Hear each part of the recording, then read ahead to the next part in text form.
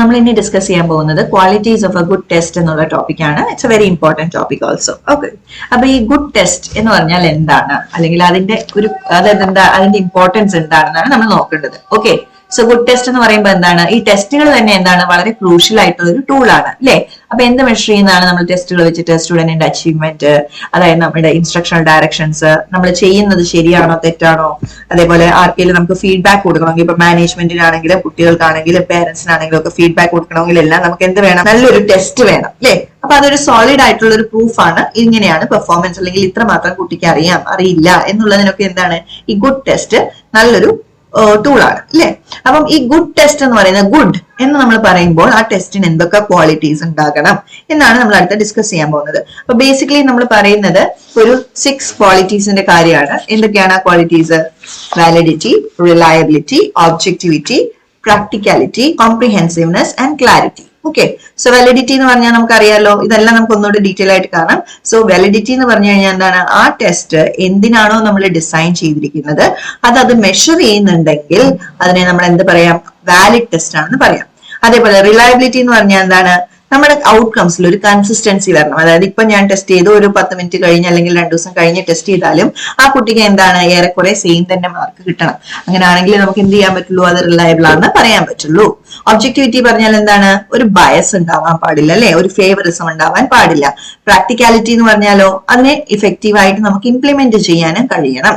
Comprehensiveness എന്ന് പറഞ്ഞാൽ എല്ലാ ഇമ്പോർട്ടന്റ് ഏരിയാസും ആ ടെസ്റ്റ് കവർ ചെയ്യണം. ഓക്കെ, നമ്മളിപ്പോ ഒരു യൂണിറ്റ് സിലബസ്, ഒരു യൂണിറ്റ് ആണ് ടെസ്റ്റ് ഇടുന്നതെങ്കിൽ അതിൽ ഇമ്പോർട്ടന്റ് ആയിട്ടുള്ള എല്ലാ പോർഷൻസും ആ ടെസ്റ്റിൽ കവർ ചെയ്തിരിക്കണം. പിന്നെ ക്ലാരിറ്റി എന്ന് പറഞ്ഞാലോ, അവിടെ മിസ്ഇന്റർപ്രിട്ടേഷൻസിനുള്ള ചാൻസസ് കുറയ്ക്കുക, അതായത് ക്ലിയർ ഇൻസ്ട്രക്ഷൻസ് കൊടുക്കുക. ഓക്കെ, സോ ഇങ്ങനെയായിരിക്കണം എന്ത്, ഒരു ഗുഡ് ടെസ്റ്റ് എന്ന് പറയുന്നത്. ഓക്കെ, അപ്പൊ എന്തൊക്കെയാണ് ക്വാളിറ്റീസ്?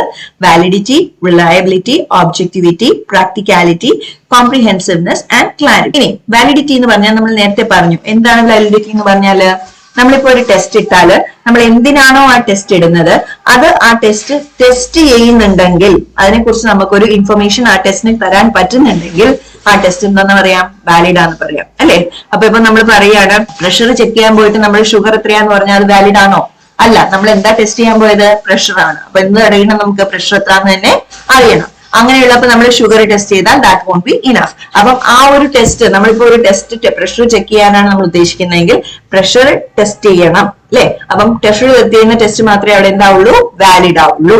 ഓക്കെ, ഇനി നമുക്ക് ടൈപ്സ് ഓഫ് വാലിഡിറ്റി ഉണ്ട്. ഓക്കെ, ടൈപ്സ് ഓഫ് വാലിഡിറ്റി എന്ന് പറയുമ്പോൾ കണ്ടന്റ് വാലിഡിറ്റി ഉണ്ട്, കൺസ്ട്രക്ട് വാലിഡിറ്റി ഉണ്ട്, പ്രെഡിക്റ്റീവ് വാലിഡിറ്റി ഉണ്ട്, കൺകറന്റ് വാലിഡിറ്റി ഉണ്ട്, അതേപോലെ തന്നെ ഫേസ് വാലിഡിറ്റി ഉണ്ട്. അപ്പൊ ഓരോന്നും നമുക്ക് എന്താന്ന് നോക്കാം. കണ്ടന്റ് വാലിഡിറ്റി എന്ന് പറഞ്ഞാൽ എന്താണ്, നമ്മുടെ കണ്ടന്റുമായിട്ടൊരു അലൈൻമെന്റ് വേണം. കണ്ടന്റ് എന്തായിരിക്കും? നമ്മുടെ സിലബസ് അല്ലെങ്കിൽ നമ്മുടെ കരിക്കുലം അല്ലെ. അപ്പൊ ഒരു ടെസ്റ്റ് ഇട്ടാല് അത് കണ്ടന്റിന്റെ കൂടെ എന്തായിരിക്കണം? അലൈൻഡ് ആയിരിക്കണം. പിന്നെ അതേപോലെ കൺസ്ട്രക്ട് വാലിഡിറ്റി ഉണ്ട്. കൺസ്ട്രക്ട് വാലിഡിറ്റി എന്ന് പറഞ്ഞാൽ എന്താണ്, നമ്മൾ ഈ പറഞ്ഞതുപോലെ ഇപ്പൊ ആ ഒരു കണ്ടന്റിലെ എന്ത് സ്കില്ലാണ് ആ കണ്ടന്റ്. ഇപ്പൊ നമ്മളൊരു സിലബസ് പഠിപ്പിച്ചു എന്ന് വെച്ചോ, അല്ലെങ്കിൽ ഒരു ചാപ്റ്റർ പഠിപ്പിച്ചാൽ ആ ചാപ്റ്റർ നമ്മൾ എന്തിനാ ഉദ്ദേശിക്കുന്നത്? ഇപ്പൊ ഇംഗ്ലീഷിന്റെ ഗ്രാമർ പഠിപ്പിക്കുകയാണെങ്കിൽ എന്താണ് നമ്മുടെ ഉദ്ദേശം? നമ്മൾ ആ കുട്ടിക്ക് ഇംഗ്ലീഷ് മര്യാദയ്ക്ക് വായിക്കാനും പറയാനും, അതായത് സ്വന്തമായിട്ട് കൺസ്ട്രക്ട് ചെയ്ത് എഴുതാനും ഒക്കെ അറിയണം എന്നുള്ളതാണ് നമ്മുടെ എന്താ ആവശ്യം അല്ലെ. അപ്പം ആ ടെസ്റ്റ് എന്തായിരിക്കണം? ഈ ഒരു സ്കിൽസിനെ ടെസ്റ്റ് ചെയ്യുന്ന പോലെ ആയിരിക്കണം എന്ത്, ഈ നമ്മൾ പറയുന്ന ഗുഡ് ടെസ്റ്റ്. ഓക്കെ, സോ അവിടെ എന്തുണ്ടാവണം? കൺസ്ട്രക്ട് വാലിഡിറ്റി ഉണ്ടാവണം. പിന്നെ വേണം പ്രെഡിക്റ്റീവ് വാലിഡിറ്റി. പ്രെഡിക്റ്റീവ് വാലിഡിറ്റി എന്താണ്? ഈ ഒരു ടെസ്റ്റ് വെച്ചിട്ട് നമുക്ക് ഫ്യൂച്ചർ കാര്യങ്ങൾ അതായത് പ്രെഡിക്റ്റ് ചെയ്യാൻ പറ്റിയാണ് നമ്മൾ എന്ത് പറയുന്നത്? പ്രെഡിക്റ്റീവ് വാലിഡിറ്റി ഉള്ള ടെസ്റ്റ് ആണെന്ന് പറയുന്നത്. പിന്നെ നെക്സ്റ്റ് എന്താണ്? Concurrent validity. കൺകറന്റ് വാലിഡിറ്റി എന്ന് പറഞ്ഞാൽ എന്താണ്? ഓൾറെഡി അവിടെ ഉള്ള റിസൾട്ട്സുമായിട്ട് നമ്മുടെ ടെസ്റ്റ് എന്ത് ചെയ്യണം? ടെസ്റ്റ് റിസൾട്ട്സ് എന്ത് ചെയ്യണം? മാച്ച് ചെയ്യണം. ഓക്കെ, അപ്പം നമ്മൾ സിമിലർ ആയിട്ടുള്ള ടെസ്റ്റ് ഇപ്പൊ ഓൾറെഡി നമ്മൾ എസ്റ്റാബ്ലിഷ് ചെയ്ത് വെച്ചിരിക്കുന്ന സിമിലർ ആയിട്ടുള്ള ടെസ്റ്റുമായിട്ട് എന്ത് ചെയ്യണം? ഈ ഒരു ടെസ്റ്റിന്റെ എബിലിറ്റിയും മാച്ച് ആവണം. ഓക്കെ, സോ അങ്ങനെയാണെങ്കിൽ നമുക്ക് എന്ത് പറയാൻ പറ്റുള്ളൂ? ഇത് രണ്ടും കൺകറന്റ് വാലിഡിറ്റി ഉള്ള ടെസ്റ്റുകളാണെന്ന് പറയാൻ പറ്റുള്ളൂ. ഓക്കെ, ഇനി നെക്സ്റ്റ് ആണ് ഫേസ് വാലിഡിറ്റി. ഫേസ് വാലിഡിറ്റി എന്ന് പറഞ്ഞാൽ എന്താ? കണ്ടാലേ ടെസ്റ്റ് ഇപ്പം നമ്മൾ കുട്ടികൾ വന്ന് ടെസ്റ്റ് എടുക്കുന്നുണ്ടാവല്ലോ, ടെസ്റ്റ് എഴുതുന്നുണ്ടാവല്ലോ, അവർക്ക് കണ്ടാൽ ഇത് ഞങ്ങളുടെ എക്സാം ആണെന്ന് തോന്നണം അല്ലെ. അല്ലാതെ നമ്മൾ അവരറിയാതെ അവരെ കൊണ്ട് എക്സാം ഇട്ടു അങ്ങനെയല്ല. ഒരു ടെസ്റ്റ് എന്ന് പറഞ്ഞാൽ ആ ടെസ്റ്റ് കണ്ടാൽ അവർക്ക് തോന്നണം ആ ടെസ്റ്റ് ആണ് എന്നുള്ളത് തോന്നണം. ഓക്കെ, അപ്പൊ ഇതിൽ ബേസിക് ആയിട്ടുള്ള കൺസിഡറേഷൻസ് എന്തൊക്കെയാണ്? അപ്പൊ ലേണിംഗ് ഒബ്ജക്റ്റീവ്സ് അലൈൻമെന്റ് വേണം. പിന്നെ അതേപോലെ എന്താണ്? ഏജ് അപ്രോപ്രിയേറ്റ് ആയിരിക്കണം, കൾച്ചറൽ സെൻസിറ്റിവിറ്റി ഉണ്ടാവരുത്. അതേപോലെ തന്നെ എന്താണ്? ഡിഫിക്കൽട്ടി ലെവലും അപ്രോപ്രിയേറ്റ് ആയിരിക്കണം. Okay, so this is about validity. ഇനി നെക്സ്റ്റ് വരുന്നതാണ് എന്ത്? റിലയബിലിറ്റി. റിലയബിലിറ്റി എന്ന് പറഞ്ഞാൽ തന്നെ എന്താണ്? കൺസിസ്റ്റൻസി ഉണ്ടാവണം. കൺസിസ്റ്റൻസി ഉണ്ടാവണം എന്ന് പറഞ്ഞാൽ വളരെ സിമ്പിൾ ആയിട്ട് പറഞ്ഞു കഴിഞ്ഞാൽ, ഞാൻ ഇപ്പം ഇന്ന് പോയി എന്റെ ബ്ലഡ് എന്താ പറയുക ഷുഗർ പരിശോധിച്ചിട്ട് നാളെ ഞാൻ പോയി ഷുഗർ പരിശോധിച്ചാൽ ഓൾമോസ്റ്റ് സെയിം ഷുഗർ കിട്ടണം. അത് ഷുഗർ വേറെ വേറെ വന്നു കഴിഞ്ഞാൽ എന്റെ ടെസ്റ്റ് എന്താണ്? റിലയബിൾ അല്ല. മനസ്സിലായോ? അപ്പം ഇതിന് നമുക്ക് പലതരമുണ്ട്. എന്തൊക്കെയാണ്? ഫസ്റ്റ് ഇപ്പൊ നമ്മൾ നോക്കുകയാണെങ്കിൽ ടെസ്റ്റ് റീസെറ്റ് റിലയബിലിറ്റി ഉണ്ട്. അത് എന്താണ്?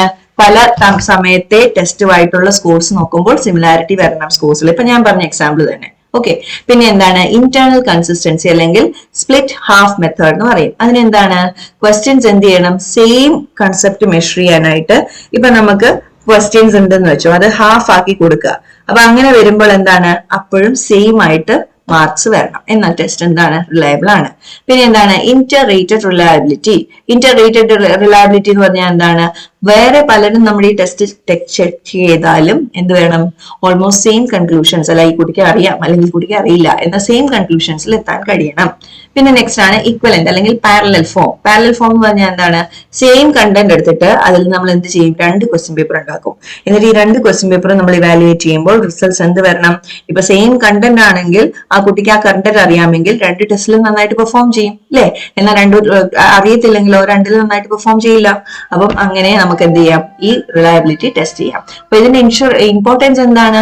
റിലയബിൾ ആണെങ്കിലേ ഉള്ളൂ അതിൽ ഫെയർ അസസ്മെന്റ് നടത്തുന്നതും നമുക്ക് വിശ്വസിക്കാവുന്ന റിസൾട്ട് കിട്ടുന്നതും നമുക്ക് അതിന്റെ ബേസിൽ ഒരു ഡിസിഷൻ എടുക്കാൻ പറ്റുന്നതും. Okay, so that is about reliability. Next വരുന്നതാണ് ഒബ്ജക്ടിവിറ്റി. ഒബ്ജക്ടിവിറ്റി എന്ന് പറഞ്ഞാൽ തന്നെ എന്താണ്? നമ്മൾ എന്താണ്? പേഴ്സണൽ ജഡ്ജ്മെന്റ് കൊണ്ടുവരാതിരിക്കുന്നതിനെയാണ് ഒബ്ജക്ടിവിറ്റി എന്ന് പറയുന്നത്. സബ്ജക്റ്റീവ് എന്ന് പറഞ്ഞാൽ എന്താണ്?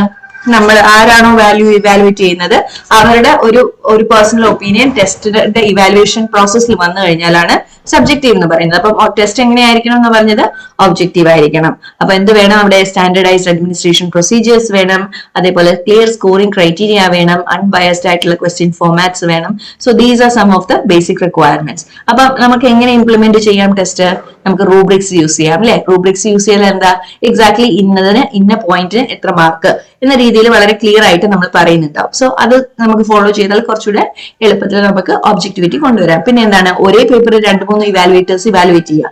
അപ്പൊ എന്താണ്? അങ്ങനെ വന്നാലും നമുക്ക് ഒബ്ജക്ടിവിറ്റി എൻഷുർ ചെയ്യാം. പിന്നെ ബ്ലൈൻഡ് സ്കോറിംഗ് എന്ന് പറഞ്ഞാൽ എന്താ? നമ്മളിപ്പോ ചില പേപ്പേഴ്സ് കണ്ടില്ലേ, പേരൊക്കെ മാറ്റിയിട്ട് നമ്മൾ എന്താ പറയുക, ഒരു ബണ്ടിലാക്കിയിട്ട് എക്സാമിനറിന് അയച്ചു കൊടുക്കുന്നുണ്ടാവും. അപ്പൊ ആരാണ്, എന്താണ്, ആരുടെ പേപ്പർ ആണെന്നൊന്നും അറിയില്ല, പക്ഷെ they will be evaluated. Okay, പിന്നെ എന്താണ്? റെഗുലർ ബേസിസിൽ നമുക്ക് റിവ്യൂ നടത്താം. So these are some of the points under objectivity. Next ആണ് പ്രാക്ടിക്കാലിറ്റി. പ്രാക്ടിക്കാലിറ്റി എന്ന് പറഞ്ഞാൽ എന്താണ്? ഈ ടെസ്റ്റ് നമുക്ക് ഇംപ്ലിമെന്റ് ചെയ്യാൻ കഴിയണം, അല്ലെ? ഇംപ്ലിമെന്റ് ചെയ്യാൻ കഴിഞ്ഞാലല്ലേ നമുക്ക് എന്തെങ്കിലും നടക്കുള്ളൂ, അല്ലെ? അപ്പൊ ടെസ്റ്റ് എന്തുണ്ടാവണം? ഈസ് ഓഫ് അഡ്മിനിസ്ട്രേഷൻ ഉണ്ടാവണം, സ്കോറിംഗ് ഉണ്ടാവണം, അതേപോലെ തന്നെ ഇന്റർപ്രിട്ടേഷനും ഉണ്ടാവണം. ഒരു ടെസ്റ്റിന്റെ പല ഭാഗങ്ങളല്ലേ അത്. ഓക്കെ, സോ ഈസിലി തന്നെ നമുക്ക് അഡ്മിനിസ്റ്റർ ചെയ്യാൻ പറ്റണം, സ്കോറിംഗ് നമുക്ക് ഈസി ആയിട്ട് ചെയ്യാൻ പറ്റണം, അതേപോലെ റിസൾട്ട്സ്, സ്കോറിംഗ് റിസൾട്ട്സ് നമുക്ക് എന്ത് ചെയ്യാൻ പറ്റണം?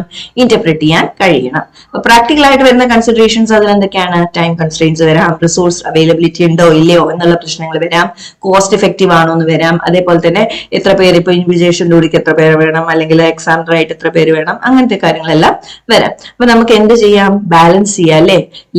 ലെങ്ത് വേഴ്സസ് ഡെപ്ത്, അല്ലെങ്കിൽ കോംപ്ലക്സിറ്റി വേഴ്സസ് സിംപ്ലിസിറ്റി, അല്ലെങ്കിൽ കോസ്റ്റ് വേഴ്സസ് ബെനിഫിറ്റ് എന്ന രീതിയിൽ ഒന്നുകിൽ കോസ്റ്റ് ഇച്ചിരി കൂടിയാലും സാരമില്ല, ബെനിഫിറ്റ് ഉണ്ട് എന്നാക്കുക, അല്ലെ?